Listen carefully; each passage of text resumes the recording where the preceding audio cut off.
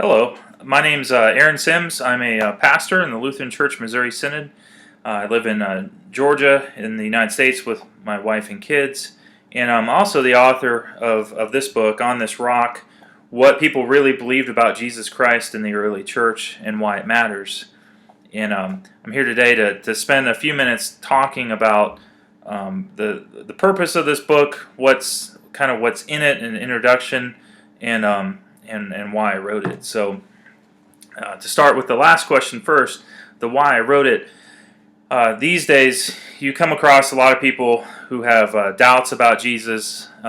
There's some people who say that Jesus was just a good man, and that later in the 4th century, a bunch of Christian bishops got together and decided that he was God, and that belief tends to be prevalent in the popular culture. It's in movies. It's in some of the more popular books. So what I wanted to do is to go back to the primary sources of the early first few centuries and look at what both Christian and non-Christian writers actually said during from about the birth of Christ up through the 4th century. To see what people really said about him. And it's actually quite interesting what both the Romans of the time, who were not Christians, what they said about Jesus and what they said about Christians, and as well as to see what the Christians in the early New Testament church said about Jesus as well. So this book covers that ground, and there's a number of references in the back and sources where a person could go and look at the primary sources themselves, but it covers basically all of the early church fathers, some of the Roman historians, and some Jewish writers as well from that early time period. So the book starts off with kind of a preface that explains a lot of what I just said here, and then there's the first chapter is the grand stage of salvation, and the purpose of that chapter is kind of set the historical stage of what is going on in the New Testament. So it follows the history of the area and the history of the people of Israel from when God first called Abraham up out of Ur, and then how you had this interaction among various nations in that area. So you always had the Egyptians who, as a major world power off to the west of the Promised Land. And then to the east, you had a series of empires that kind of rise and fell over time, starting with the Assyrians, and then the Babylonians, and then the Persians, and then the Greeks, and then the Romans. And then finally, at the time of the Romans, they take over Judea, and then Jesus Christ is born into this historical context. And everything's kind of set the stage. And if you think about it, what the Greeks brought to the known world was a common language. So they spread the Greek language across the known world so people could communicate with each other, but yet you still had these separate empires and these separate kingdoms that covered the former Greek Empire under Alexander the Great. And what the Romans bring later is a common political system. So they built roads, they made the Mediterranean safe for sailing because they purged it of pirates, and they had a single common political system, so you could travel safely throughout the area. And this kind of laid the groundwork for the apostles and disciples to go out and spread the gospel of Jesus Christ, because everyone, for the most part, spoke Greek, and then it was safe to travel, and it was easy to get places.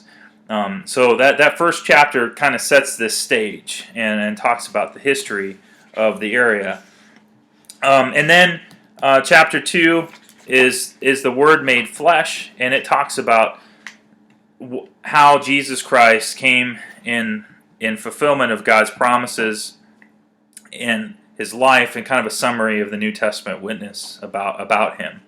And then the third chapter is called God's Promise Fulfilled, and it looks at the Old Testament prophecies, not all of them, but kind of the highlights, and how Jesus fulfilled these, and how he was the fulfillment of God's promises given in the Old Testament.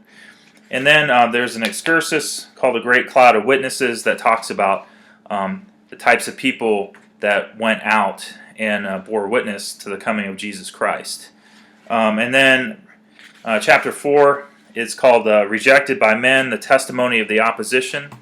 And it talks about Roman witnesses to Jesus. So non-Christian witnesses, both Roman and actually Jewish as well, talking about who Jesus was, and interestingly as well, what his disciples actually said about him. And then chapter 5 is called Upon the Foundation, Early Christian Witnesses. So that covers the first few centuries of New Testament Christians and what they wrote about Jesus and what they told other people about Jesus. And it basically covers some of the major writings outside the New Testament concerning Jesus, what he taught, and who he was. And then chapter 6 is called Living Stones, the Church Grows. So it continues the theme of the witness to Jesus Christ as the Son of God and as God's Word made flesh, come to save His creation and come to save His people and to call all people to Himself through the gospel. So this builds upon the early Christian witness, and it talks about people like St. Augustine, about his conversion experience as well. And then chapter 7 is called Blood of Testimony. It talks about some of the martyrs to Jesus Christ who died for their faith. And it's interesting to think about how Christianity in the first few centuries was so persecuted by the Romans and by others, and yet it continued to grow and prosper and as the gospel was proclaimed. And so you really see God's Word at work in growing His church. And even in the midst of persecution and in spite of it, and in some cases because of it, but God's church always prevails, and you see that in the first few centuries, and you see that really throughout history. So the blood of testimony, that chapter talks about that. It also talks about St. Polycarp and his martyrdom. So it's got some interesting things in there. And then chapter 8 is the final chapter, why it matters. So that gets to the question, why do we care? Why do we care what the early church said? Why do we care what the Romans said? And this chapter talks about that. What is the significance of Jesus? And why do we care that what people said about him is actually true? So this chapter covers that. And then and that kind of rounds out the book. And then, so what I think you'll find when you read through this is you'll find things you probably haven't seen in other places.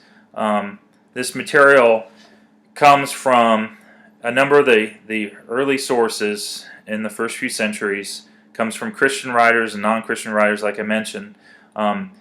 But most people don't go out and buy all these books and read all these books. I enjoy history. I enjoy the history of the church, and I enjoy classical and ancient history. So this book was a lot of fun for me to write, and I hope you enjoy reading it, and that it's fun for you to read, and that you learn something from it. So thank you, and the Lord be with you.